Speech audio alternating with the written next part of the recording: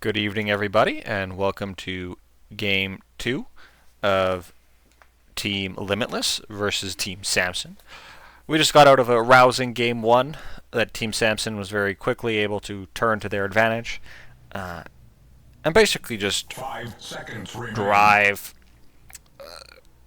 Team Limitless out of their base. Team Sampson was able to turn to their advantage and drive Team Limitless back into their base. Very quick bans coming out. The Pudge ban. Very fast. Makes me think that maybe someone on Team Sampson actually plays that hero. The clock ban coming out. I did say that there might be a respect ban coming out there from the clockwork, but 5 seconds remain. it's always nice to see predictions like that come true. Radiant team ban. Radiant team ban. The Venomancer is banned out as well. I don't think that was the big problem from the last game. That being said, sometimes when you play against things, they stand out a little larger in your mind. And certainly I would describe it as a problem. Interestingly, we have 2 bans to go. Weaver and Witch Doctor are both still in the pool. Team Sampson does have the first pick again, so we'll see what they decide to do with it. Ban one of those heroes, or potentially pick one of those heroes, or ban something entirely different, and just pick both. Or sorry, and just either team gets one. And they choose to ban out the Weaver and pick the Witch Doctor. So that's certainly a very strong laning hero. It's always nice when you could first pick a support hero and you know no matter what they're going to be able to give you a good game. Unless, of course, I'm playing it, then no guarantees of a good game coming out.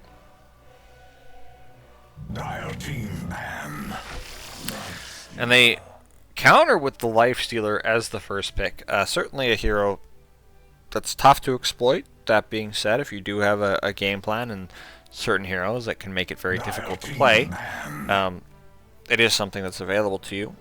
Probably going to go the Corpse Eater, but doesn't have to.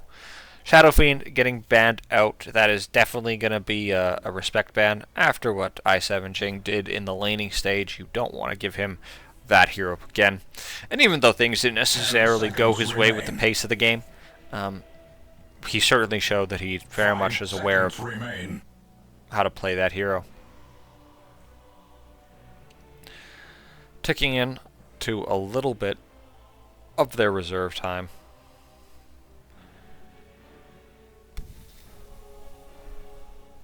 I'm not sure what else you look into banning here, honestly. The world is kind of your oyster.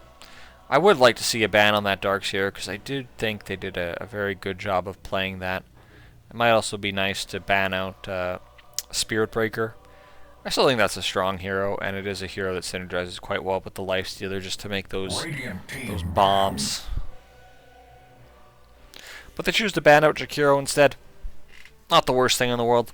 You know it's a hero that they like to play. After all, they picked it last game. But I would say that it didn't appear particularly strong last game either. And they ban out the Razor. It's a good hero against Lifestealer. One of the few direct carry-to-carry matchups for him. And now we look to their first pick. I think you definitely pick a hero with a stun. They go ET. Okay. I've certainly seen ET work. I have someone I play with quite frequently who's what I would call an ET aficionado. If you know what you're doing on this hero, you can contribute in a pretty big way to the game. 10 seconds remain. But I don't know if it's the type of hero that you pick second. He does have a long-range sleep, which hopefully will help cancel out some of the effects of the Death Ward during the game. The sun has set as we. But we'll have to see what they can contribute. And then the Tiny coming out. So you have 2 very, very strong picks here coming out from the Dire. And I gotta say, just what I'm looking at right now, I like their draft. Tiny is very flexible. Can even be a support, he can be a carry, he can be an off-lane, he can be a mid. And so they do still have a lot of freedom in their lane. I would probably pick their second support now. I don't know if I want to see a Bane. I certainly want to see something that can deal with the life stealer, maybe throw in a little bit of control. I wouldn't suggest something like an Earthshaker, just because Earthshaker has the stuns, but he can also fissure to create some blockages to prevent the life stealer from getting on his targets and just running them down.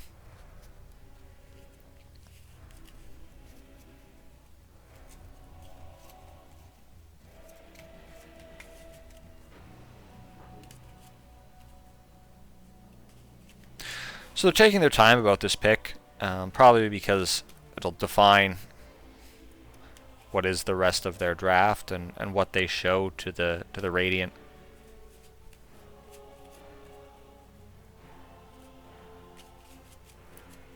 But it wouldn't surprise me if they picked up a Bane. Radiant team, pick. And they pick up a Dark Willow instead. Certainly a slippery support. The extra Brambles, I think, has added something to this hero, just in terms of the annoyance factor. It's always been a bit of an annoying hero to play against, but being able to have an extra layer of Brambles that you can throw down certainly helps. 5 seconds remain. And now you're looking what to pick in response. I would also say you should pick a support here. You probably want to pick a lane support or something that's going to help you secure your lane. You also probably want to pick something that has a stun.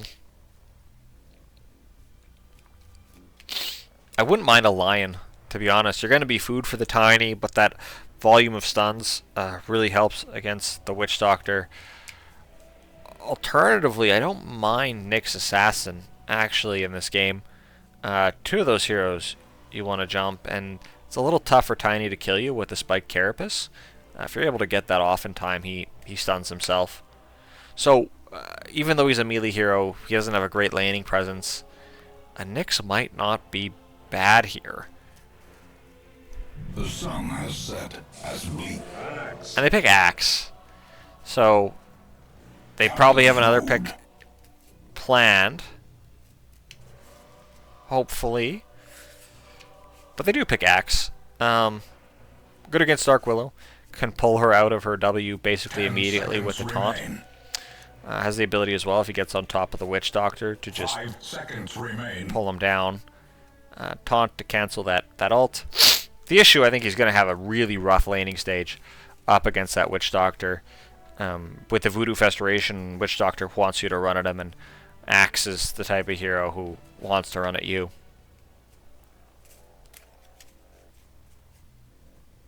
That shoulder muscle of Axe doesn't look healthy, though.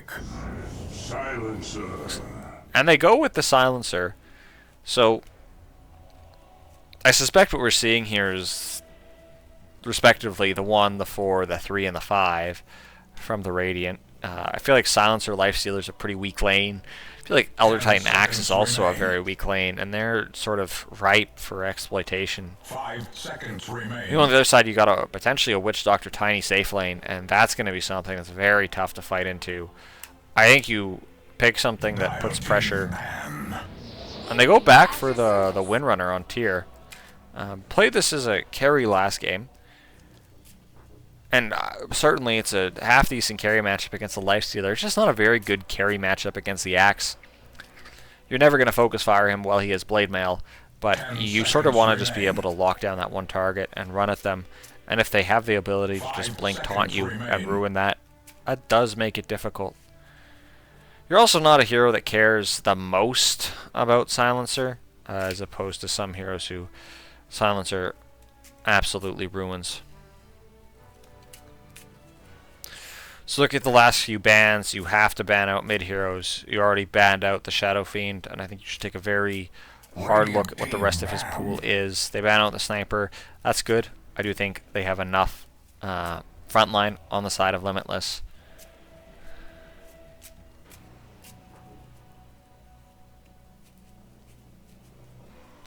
And with the overall last pick going to the Radiant, just want to try and ban out things that are really going to suck for the hero that you're planning to pick, I think.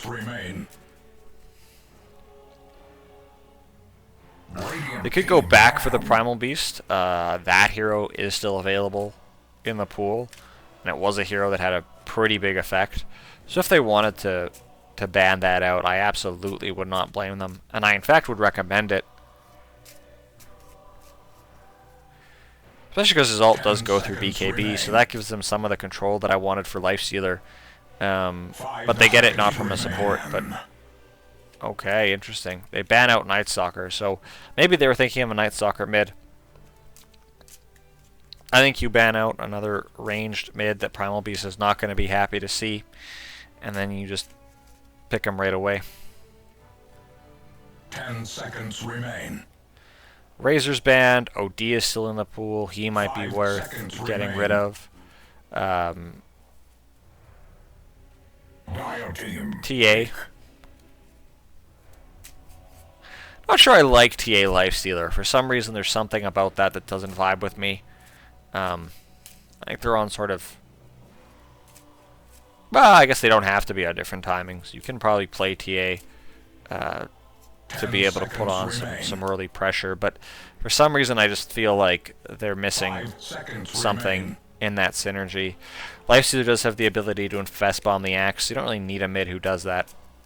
But I would just go ahead and pick the Primal Beast here, send the Windrunner off lane, or the Tiny off lane, and make the Windrunner safe lane.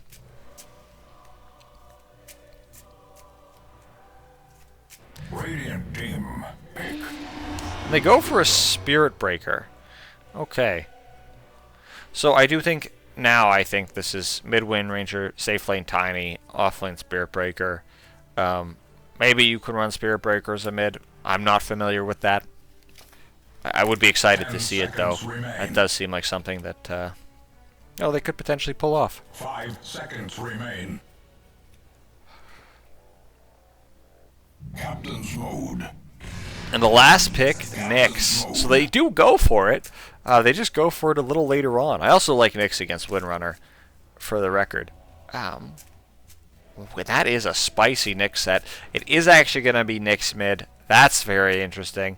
I'm excited to see how that matches up against Sampson on the Tiny. He goes for the crash landing talent. So overall, I gotta say I do favor the Dire, at least in how these lanes are going to go. But I'm more than a little bit excited to see how the Radiant make their lineup work. In particular, this support Nyx, or sorry, this mid Nyx, as well as this Elder Titan. Also worth noting that the Witch Doctor is in fact the offlaner in this game. Going the Voodoo Festeration. Interested to see how he skills and how he decides to build. I see a lot of these Witch Doctors that build around the Voodoo Festeration, skipping a level in their stun. They don't even get one. Well, it's all... I guess his team is certainly not lacking stuns. It's always helpful to have one extra hero with one extra stun.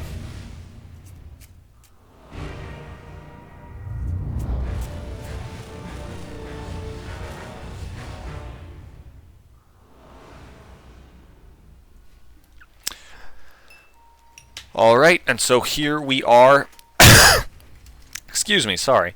To introduce the teams, we have Vodal going top on that offlane axe. We have i7 Jing on the Nyx, Caveman playing the Silencer, Cookie, sponsored by Bad Dragon on the Lifestealer, and Limitless a little late coming out of the gate. We have a smoke up from the Dire tier playing on the Windrunner, Pony on the Dark Willow, Sampson on that Tiny, Bob Ross on the Spirit Breaker, and last but not least, Chief Doggy playing that Witch Doctor.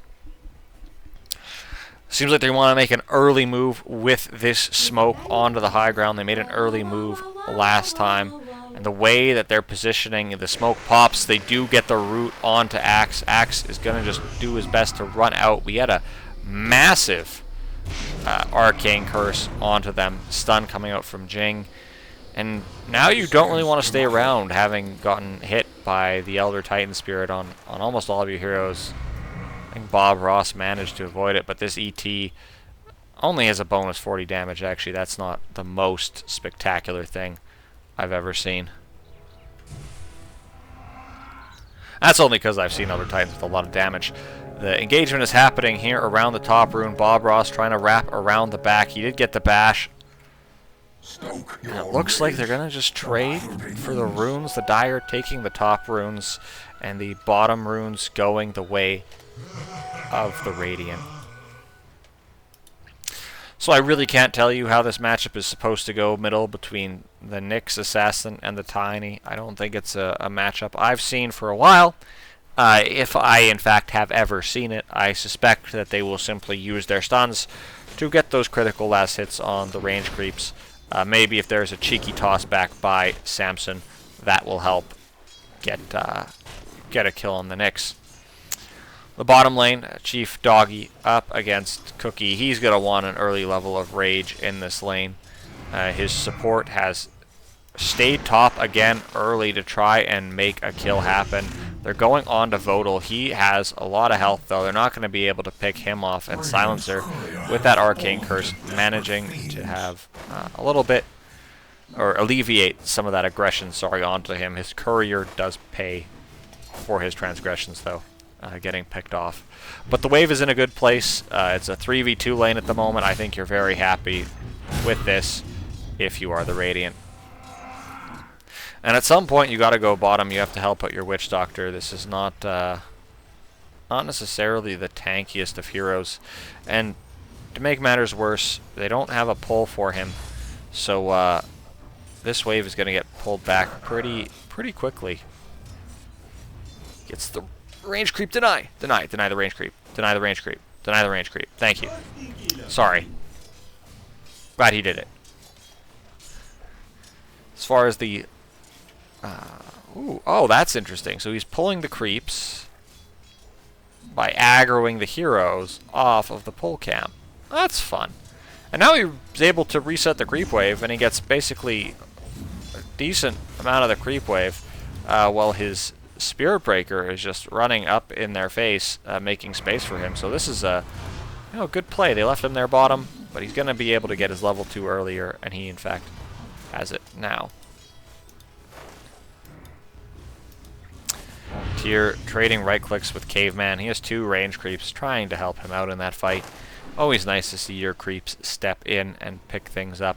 Got the nice half pull coming out there from Pony.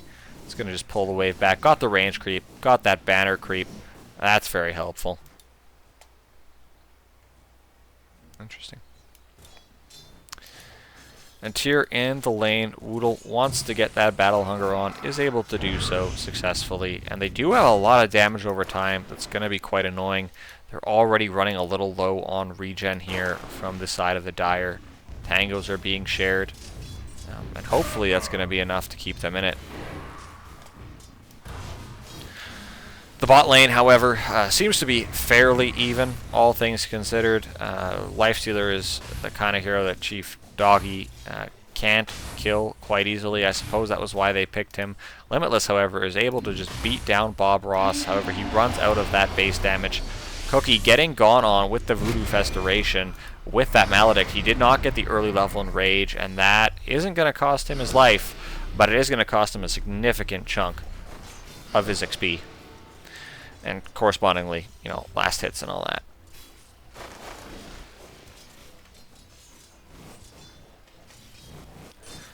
So we'll see what ends up happening with these lanes. Ooh, the charge coming in onto Cookie. He's getting caught out. Does he die? No, he actually does end up dying to that Voodoo Festeration. Getting right-clicked on the back line. Limitless trying to take him down. We'll see if he pops to the Maledict. 50 HP. This might just take him out.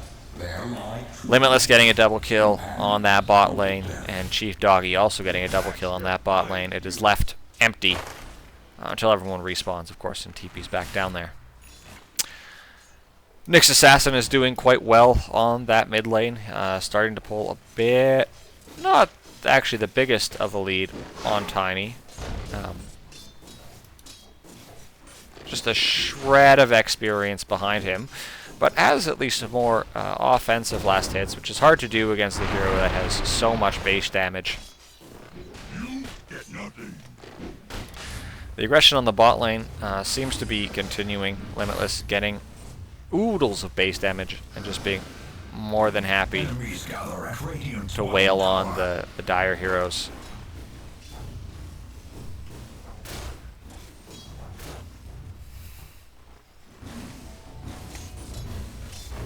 Top lane, Silencer ticking low, but doesn't get caught by that power shot, thankfully. He sticks up to dodge the Shadow Realm damage. And he walks back in. Silencer is a cheeky feller, just hitting them with that Arcane Curse. The pull to the side camp happening here on the bot lane that they're hopefully going to be able to contest. That Maledict misses, making it a little tough to play into him. It does have a relatively low cooldown, so it's not the biggest miss. And they get a full creep wave. Dire a little confused about what happened to it. I'm sure they weren't confused. They probably actually knew where it was. But you know what I mean. Top lane onto Caveman. They are right-clicking him down, and Tyr sniping him with that power shot.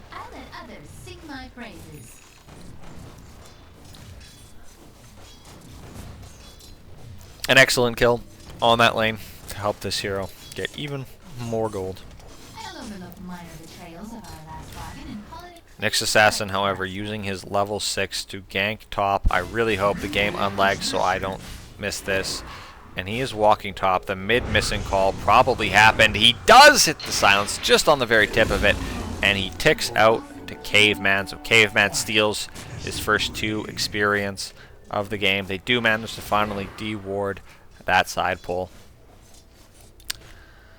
Tiny also has his 6, but his 6 does not give him invisibility and extra damage to help him kill side lanes. It does give him a little bit of extra damage. Ooh, the blood grenade on the bot lane. Cheeky, getting a kill on Lifesteal. I'm never going to say cheeky again. That was horrific. Bob Ross with the bash. Oh my goodness. He paid Gavin for that bash. This is why you buy Immortals, folks. They are proven to turn that 17% bash chance into a 100% bash chance. I am actually reasonably sure that the item he has is an Immortal. It doesn't matter anyways. Nyx Assassin coming bottom lane. His ult is up in 5 seconds as he moves back. He is going for first item phylactery, not getting any boots. I have seen that happen sometime. Ooh, Caveman on the top lane though. Ooh, they get a very nice shackle shot off. He is also getting charged by the Spirit Breaker. He is going to show going through the mid lane, so maybe they're going to ping that out, but I think he was just outside of vision. Axe going on to Pony. He will get a return kill after the number that have gone their way, and Spirit Breaker, he's charging in, pops that bulldoze, trying to just right-click him down. He needs a bash. Will he get a bash? Hopefully he gets a bash. He gets it anyways, but Voodoo going to cut him off, has the taunt, manages to taunt him. The stomp coming out from Limitless. Maybe he thought his spirit was already out, but unfortunately it was not. And Bob Ross running to the hills for his lives. He might tick out to the Battle Hunger, but I7 Jing coming over with the Vendetta to get the kill. Limitless ended up getting it anyways, so he didn't quite need the assistance. But it was still a nice bit of contribution. Caveman comes middle, refills his bottle. On the top lane, they are going back onto the Axe. This has been non-stop action here. Axe is rooted. He gets the taunt off. The taunt is instantly broken. Pony does manage to still get that kill, but will die to the almighty stapler of Limitless, having an extra 162 damage. He's getting charged, though. Doesn't matter how much damage he outputs. It matters how much damage he can take in this situation, and Tyr kills him off. That time when I said it, it made sense. We're learning a little bit every day. Let's go. Mid lane, Sampson is getting gone on. 7 Jing trying to make an aggressive play, but he's safe under his tower. That's silence preventing a potential toss back. He has a regen rune that is ticking, so that's going to tick in. And the charge from Bob Ross onto Caveman, that bonus move speed from the facet, allowing him to just continue on his merry way. Sampson is going for Blink Dagger as his first item. That'll be very helpful, helping him get around the map. We have a Maelstrom, again, hopefully coming out for the Wind Ranger this game. Axe going for a Blade Mail, getting closer and closer to that Phase Boots. And Sampson, he is under the cover of smoke, running in, gets the stun off. He's going to try to toss him back, tosses him back onto the Wind Ranger. He taunts for the damage, but not, or sorry, for the armor rather, but doesn't manage to taunt anyone and dies on that top lane. On the other side of the map, the aggression is coming out from the Witch Doctor. Limitless tried to step in and contribute, but he was ticking with the Maledict. Needed to be a little careful there. They do pop the creep that he was in, and Cookie just says surprise and tries to run at them. However, there was a Sentry and Ward combo revealing the Nyx Assassin. It's vital that you have the Sentry and Ward combinations set up. But i7 Jing should be fairly obvious now. They know he's there. He is TPing out, though. He might just go and stop this. Not going to be enough to kill him, but certainly enough to inconvenience him. And it is in the side of the Radiant. It's a good thing he stopped that TP, or things could have turned very unfortunate, I suppose, is how I would characterize it. And now it looks like they are trying to take that stack.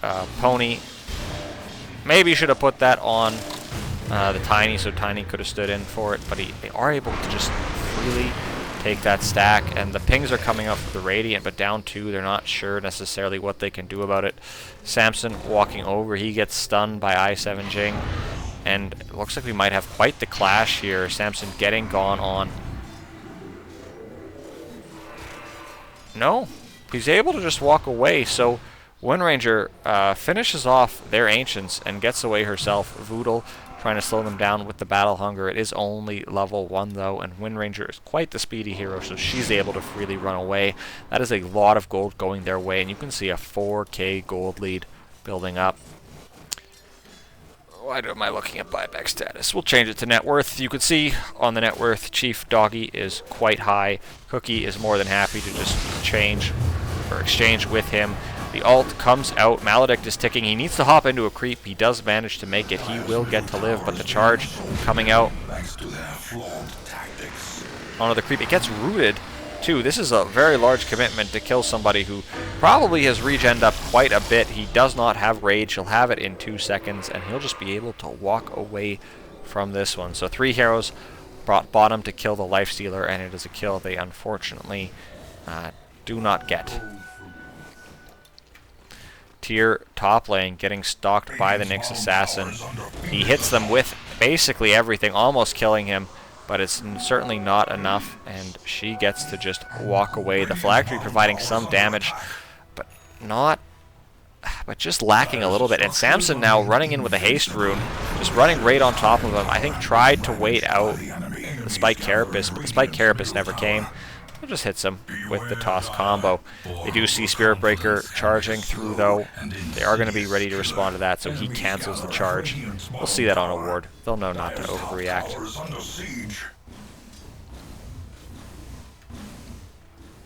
And Sampson just going behind the tower, pulling it away. He wants this mid-tier 1, and I can't blame him. They made it a priority last game. It's a priority this game again. Bob Ross TPing out. I think we saw him do that on his Clockwork at least once last game. Bottom lane, they're going on to Cookie. He has to rage to get away. The ward gets dropped to give him the vision, so they know exactly where he's going. And they've just forced him back, made this a very difficult game for the Lifestealer to play. That laning stage was not kind to him. Certainly the transition out of lanes doesn't appear to be going well either. Bob Ross charging in. He's the same level as this Axe. Axe does have Blade Mail, might pop it to try and make things a little bit difficult, but he doesn't care about the Axe. What he wants is that Wisdom Rune popping the Bulldoze. He's going to be able to pick that up quite easily. Silencer ulti coming out, probably to help with that kill bottom. They get the stomp off onto Chief Doggy, and he's going to get ran down by 4 heroes. The open wounds just there to add salt. Or add more insult to misery. And I apologize for this, folks. I'm not quite certain why this happens. It is, unfortunately, an internet issue that I'm experiencing. Now that I'm back, my apologies for that cutting out for a second. It's an internet issue. I'm not quite certain why that is happening. I've tried to talk to TELUS, but it's TELUS and it's Canadian internet. So there's only 3 providers, and they all are owned by the same billionaires, so they don't really care too much. In any event, or I should say their investors are probably the same billionaires.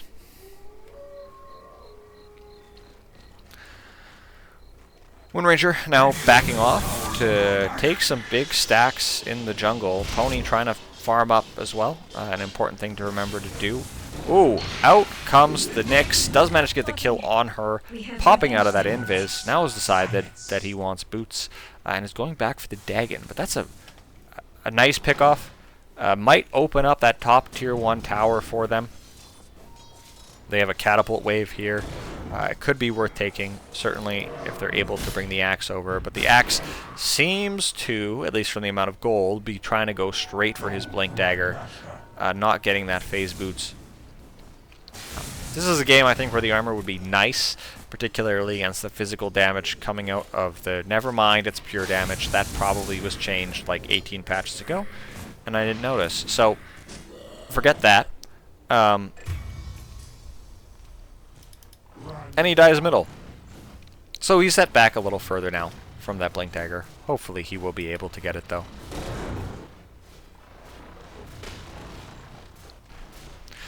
I'm not sure how well this core Nyx has worked out. I can't say I've hated it. I certainly have liked the moves that he's tried to make around the map, and he did pretty well against a hero that innately has a ton of base damage in that middle lane. Right now he's hitting for 232, although most of that is... Not most of that. No, most of that is from his ult.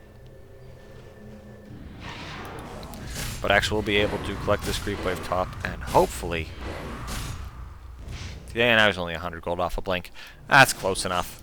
So as far as next items go, the armlet cookie is still trying to get there. The Witch Doctor, meanwhile, has a Sange. He's going for a Heaven's Halberd. That's going to help him to just disarm some of the more annoying heroes, I guess, on the side of the Radiant. Spirit Breaker is going for a Midas. That attack speed is good on him, plus it'll allow him to scale if this game ends up going, 40 minutes. Sampson already has the Blink Dagger. It looks like he's going for the Echo Saber, and it looks like he's also going for a kill on this bot lane. They've smoked up. However, interesting, infest from the Lifestealer, but I7 Jing, he spotted the Dark Willow, but probably sensed that Tiny was nearby and did not want to go for that. And Sampson tips Cookie, almost knowing that that was something that he wanted. The D-Ward, onto that. They go onto the mid lane. The silence is popped. That's the global one. They don't quite get the Calling Blade, but they do manage to still kill him, and that's, I believe, a Blink Dagger reveal for the axe, but already paying back quite a bit. Meanwhile, they're going... My Dota has crashed. I apologize, folks. This is absolutely inexcusable. I'm really sorry about this. I'm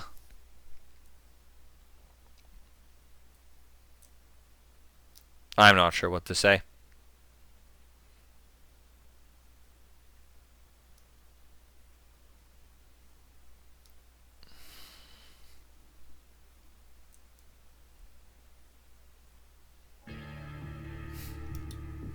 I know there's only like 3 of you watching at the moment, and some of you will probably be watching on YouTube, but I should at least have a functional computer if I'm going to be doing this. Anyways, back to the game.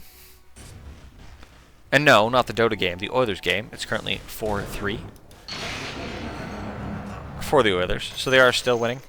The stun missing from I7 Jing, and the friendly tip coming back the other way. They did say initially that this was a grudge match, however it doesn't feel very grudgy. No women with long black hair have crawled out of my computer screen to try and strangle me.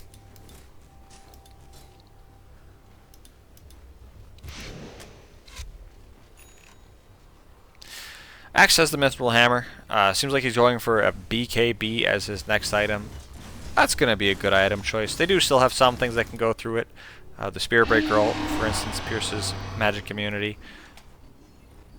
But if he's using that on you, at least he's not using it onto the Lifestealer. Speaking of Spirit Breaker, he does have his Hand of Midas. He does have his Broadsword, so he is working towards getting that Shadow Blade. It's going to be a little helpful in terms of helping him get around the map and threaten people with charges. Arcane Room on Sampson. I don't know if he's going to be looking to do anything with that. He's probably just going to try to finish and farm up his Broadsword. Pony, on the other hand, playing that position 5, it looks like. Ooh, and they are trying to go on to the Axe. However, the Global Silence gets popped, and they just delete the tiny Pony getting jumped on. Chief Doggy having to back up as well. So a lot of spells being thrown out, but the only person to die so far is that Tiny. Might be wise for them to try and make a play when he's up, but watching a hero like that die that quickly at the beginning of the fight, it really makes you want to back up. And i7 Jing now going top. They think they might be able to get the Windrunner. They get her with the Blink, they get her with the Taunt, but it is that extra time that it took them to TP in. The Dagon, level 1, but level 1 is all that they needed. They transition that kill on mid lane to a kill on the top lane, just moving fast and catching out that Windrunner. However, Limitless does also get caught, and he gets killed. But I think as far as the exchange goes around the map, you are very happy with that if you are the Radiant. Certainly this is a game that looked to be going the same way as the first, where it just spirals out of control with them, but they've made some good moves and some good calls in the last couple of minutes to really get things back under control. And in the midst of this, Lifestealer has been able to farm. He's getting more and more CS from that Corpse Eater, and it is helping him catch up. But the person who has caught up quite well, looking at the net worth charts, is the Axe. Just being able to go about and make those kills. Not the most armor harvested from his ult, but at this point in the game, you will take what you can get. And he's all very close to his BKB, which will be even more helpful.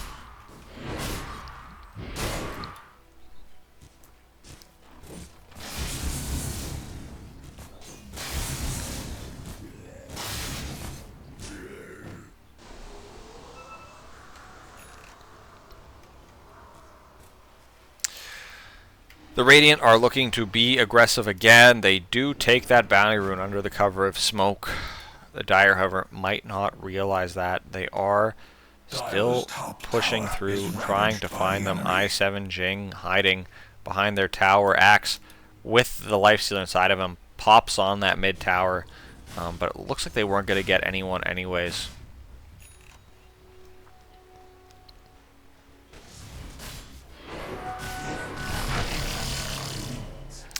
Interesting that he did go the one-man army. It's only giving him 7 strength, though. I guess that is something. In any event, they are positioning around the middle tower. The smoke comes out onto Sampson. It comes out onto Pony. They might want to make a quick move here, but Global Silence is up, and we have seen how quickly they're able to make something happen just with that ulti and with the Axe. So this isn't necessarily a good thing to smoke into unless you could find a good pick on one of the softer, squishier heroes. The smoke up continues though, and they pop on Sampson. He just jumps right away onto Limitless and then backs up, but there is the charge. They do pop global, but there's not going to be a whole lot of follow-up for this, so I think this is absolutely go time for the Dire, and they know it. They're charging forward. i7 Jing looks like he's going to try and do his best to get something done. Stun them with the Spike Carapace, but unfortunately he's not able to, and they're able to finish off Silencer quite quickly.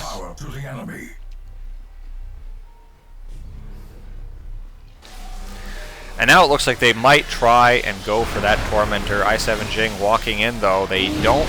Well, they seem to sniff him out, and they do go on him. Cookie ults, realizes that none of the targets he wants to kill are low, and he then dies Chief Doggy's Death Ward. So,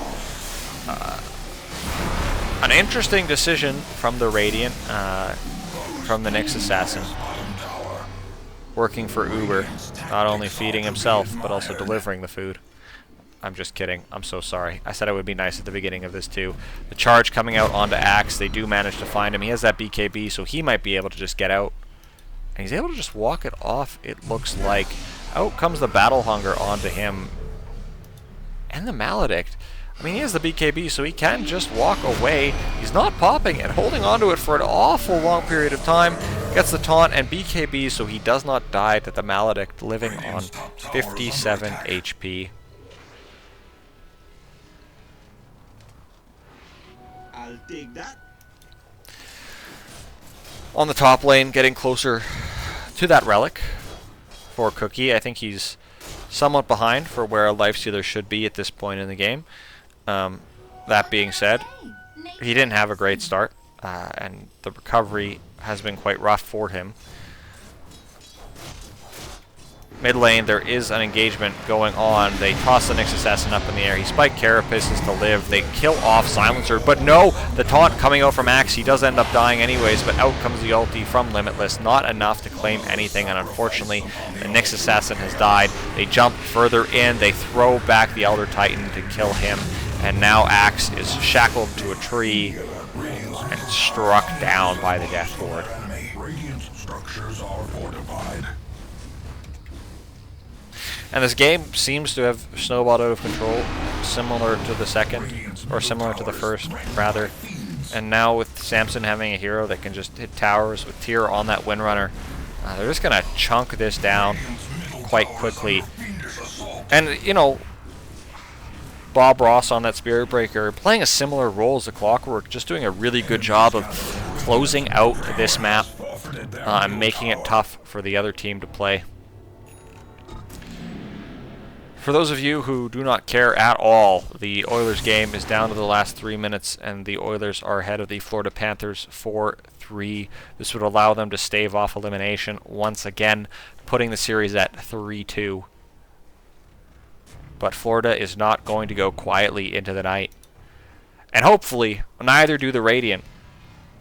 Getting out some defensive wards, but Caveman is showing off under one. Sampson jumps forward and just devours him. Axe blinking in with the taunt. They are trying to kill him off, and they do chop down the Tiny. We will see what happens here, but they are just... Ooh, the stomp. Almost catching onto that Dark Willow, but she's able to TP out.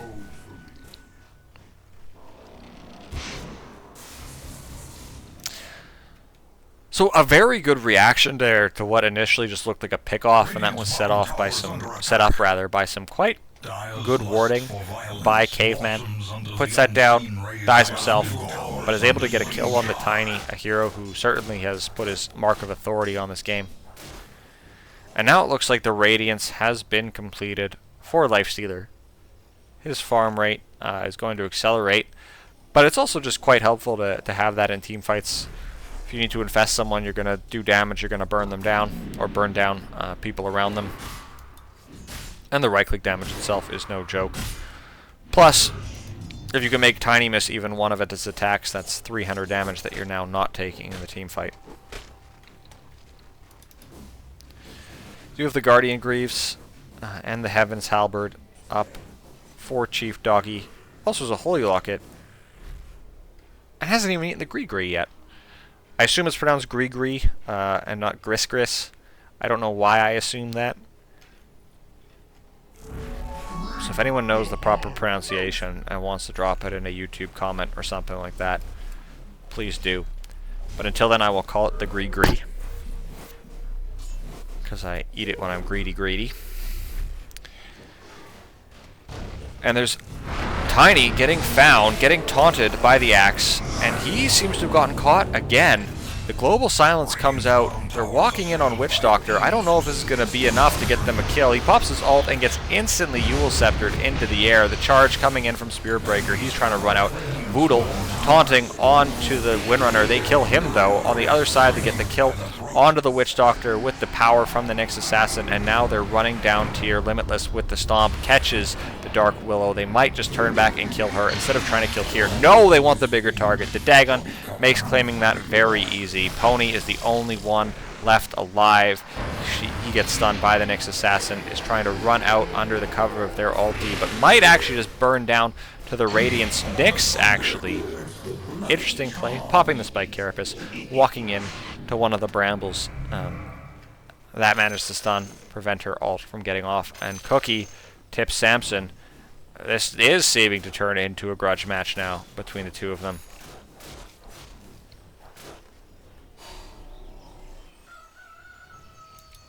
And Sampson is just walking at him. Oh, never mind.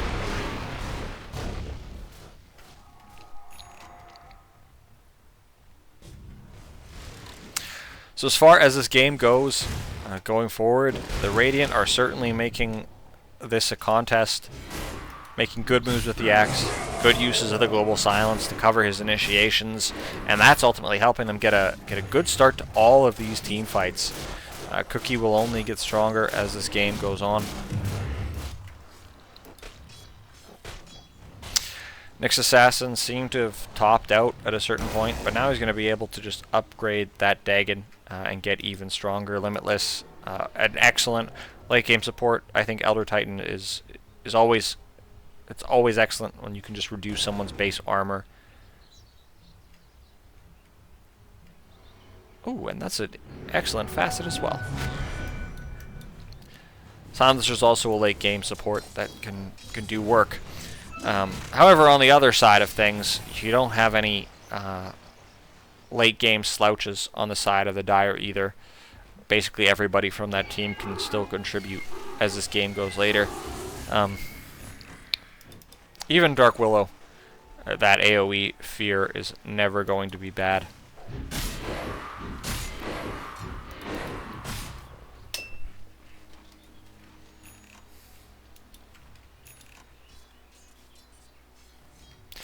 Caveman has bought a late urn and seems to be going for a late spirit vessel. Maybe that's a good way of solving the regen that this Witch Doctor gets out of Voodoo Restoration. It is 60 heal per second, so it's not inconsiderable. And it looks like we will have an engagement here around the Radiant. Bob Ross popping the smoke under the cover of his invis. They drop the sentry ward, but it's a little too late. He charges in onto Axe. They do get him, but the global silence comes out, preventing any aggression. They go on to Witch Doctor. He does have the shard. He's able to buy himself the time, but Tiny is deep. He is in. The fear pushing back the Nyx Assassin. They're just going to right-click them down, buying a little bit of time with that Spike Carapace, but not enough time. Cookie jumping into Limitless and just running away. They get caught by the Glepnir though. The Stomp not able to get it off because of the tiny stun. Cookie ulting, or raging rather, and trying to run away from that fight. And Sampson getting a double kill, dunking on Cookie with that final throw. Now they could go back. They could finish off Roshan, but they may also just try to push in bottom.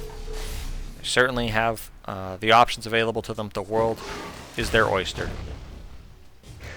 And they have elected to just go back and finish off Roshan. The Aegis will probably go on to the Windrunner. Personally, I think it should go on to the Witch Doctor, as he's the most vulnerable to dying. But Windrunner is also the hero that's going to be chunking the towers down. Should probably do that behind the Tiny, but certainly the most vulnerable hero who's going to be in that position. They're under a minute left in the Oilers game. The Oilers are still ahead, 4-3.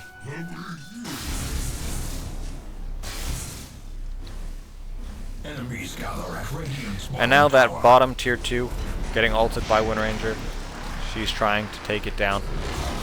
I'm not sure what the Brambles there were. Probably trying to cover in case Axe decided to blink or initiate.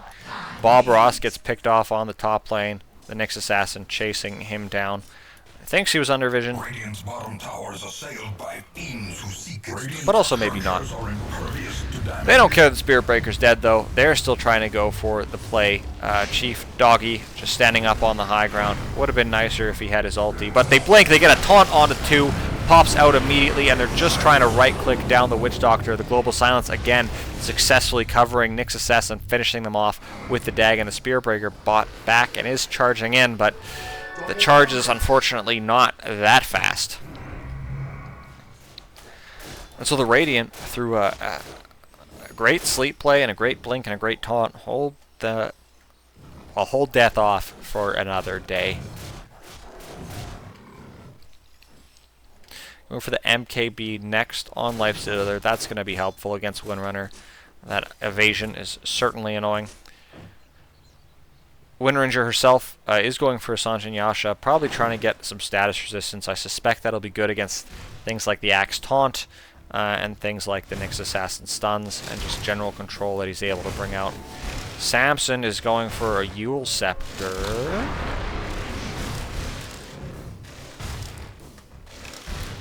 Possibly to purge Global Silence from himself, even though I must admit I am struggling to see why he would not go for a BKB or something like a Manta style instead. However, I don't know if Sampson is their immortal player, but in any event, he's probably better than me. So I shouldn't necessarily question this.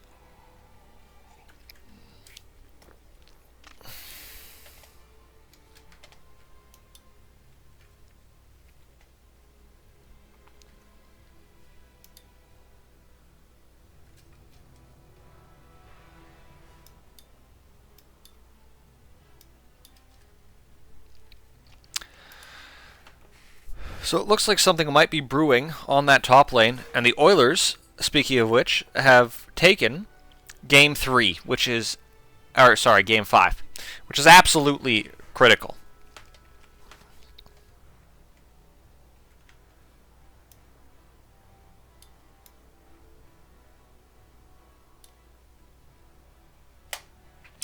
I think 2 in that situation. Very chill. No. Yes. No, I am right. It should be TOO. It doesn't matter. Dude, I'm not gonna lie to you though. He is right. Space Cow is a fun hero. Especially when you get to go Midas, Shadowblade, Octarine Core. Charge of Darkness is such a fun spell. In any event, the game is going to be resumed.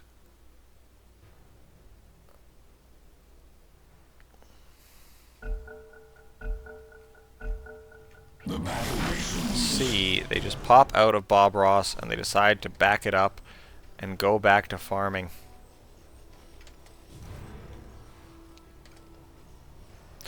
Also, some of you may notice, if you have tuned in the past, that my mouse is not doing that really annoying thing where it just randomly zooms in and zooms out. It's because I bought a new mouse. I decided I would treat myself. The smoke on the mid lane missing out, but it might be able to catch the silencer if they see him on the... See him? They don't see him. And now as they push up into their ancients, they will find them empty and farmed. Responding quickly though. Maybe they could take them. We are getting quite close now. Oh, there is an engagement on the bottom lane. They found Vodal. They just ulti him straight up with the Spirit Breaker, with the Windrunner, killing him off. Lifestealer trying to go in but gets disarmed, has to ulti to get that away, but now he has been hit with... Oh boy, that was interesting. Gets hit with the Dark Willow stun, jumps in and stuns off, make sure the stun hits his teammates. However, he is still able to do damage. Limitless getting the sleep off. He's able to run onto Pony. Pony, however, doesn't ult, rather uses that Shadow Step to ensure she's even unselectable by casters. Uses Shadow Realm just to get into safety. My apologies, I somewhat lost track of things in that fight. But it was quite an interesting fight. Mine.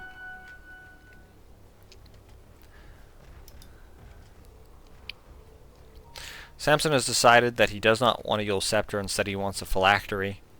So he will be going for that. No, he's going for a BKB. He bought the BKB. Okay. That's what I thought.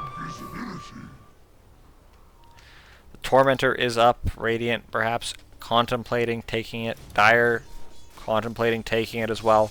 Last time, that went quite well for them. They managed to get the Tormentor, and then Nyx brought them a Lifestealer to kill.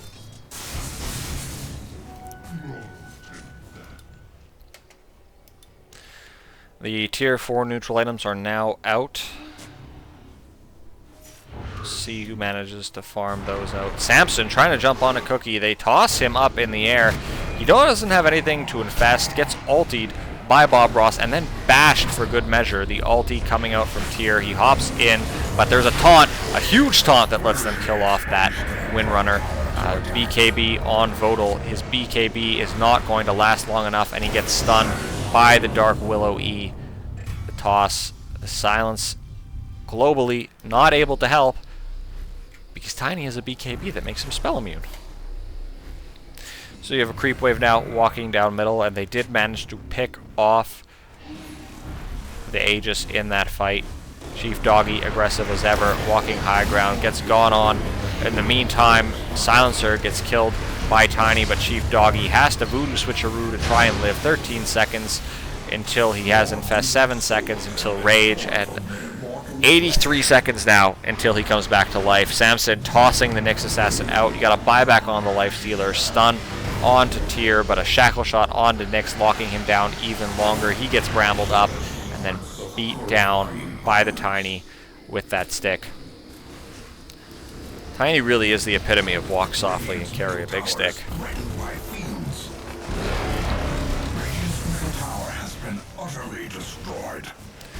And now they take the first set of Rax middle. They can transition this to bottom. Unfortunately, they can't take Rax top, as they still have a tier 2 there. Spirit Breaker seems to be trying his hardest to change that. The stomp coming out. It's always a tasty maneuver when you're pulling the spirit back, and then you stop to taunt it. Sometimes people don't expect it. But down 2 racks now and 32k gold. Gavin is giving them a 6% chance of winning. I would probably give them a little bit more than that. But it is certainly nice. It's always nice to play a game of Dota, even if you're losing. That's not true. Radiant's top tower has been utterly destroyed. And now the taunt blinking in onto the Witch Doctor, but Tiny completely ignores the front line, going on to the back line. Bob Ross jumping in as well, being disruptive, and Vodal is just sort of left alone. He dies, living longer than I thought he would against 4 of them, but ultimately not long enough for his team to get something else done. Sampson wisely just avoiding that engagement and jumping behind. The stomp catching on to the Witch Doctor, but Sampson going forward again onto the Silencer. They just die. Cookie trying to jump in and make a difference. Bob Ross ulting him. The tree toss coming out. It's not enough. The Infest goes into Limitless. And now he pops out to heal up in the fountain. Maybe they're going to be able to get a kill here. But no. Tiny says no. Blinking in with the toss. And Chief Doggy trying to make something happen. Cookie. This is just a lot of aggression, a lot of attempts, and then them getting fended back into their fountain. It is difficult for them to have, or for them to prevent this aggression from the Dire. Radiant structures are impervious to damage. We did see the Egg Scepter there from Tiny, the tree volley. Tower is under fiendish assault. Ooh, Blink taunt on Witch Doctor again. They're trying to pick him off. He has no mana though.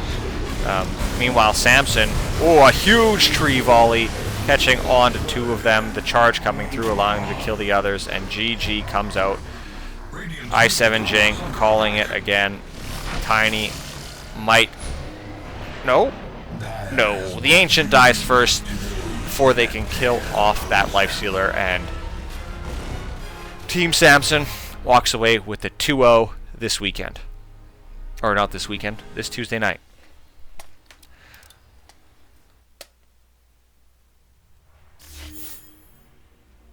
If I had to give an MVP for this game, again, I would probably this game say that it was definitely Sampson on that Tiny.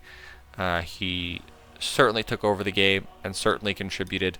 I would also give a shout out to Bob Ross once again.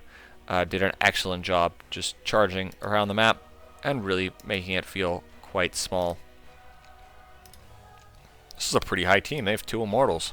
That's interesting. Do all teams have 2 Immortals?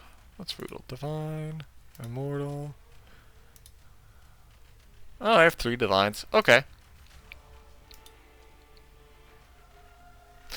I would like to give an honorable mention again to Cookie on that lifestealer. Didn't have a good start to his game, um, but certainly tried to deliver. This is a weird mini profile. In any event, once again, thank you all for watching, and if you're watching on YouTube, I appreciate you taking the time to tune in. If you have any feedback to help me be a better caster, I would really appreciate that. If you also had any feedback just in terms of setup or anything like that, yeah, please let me know.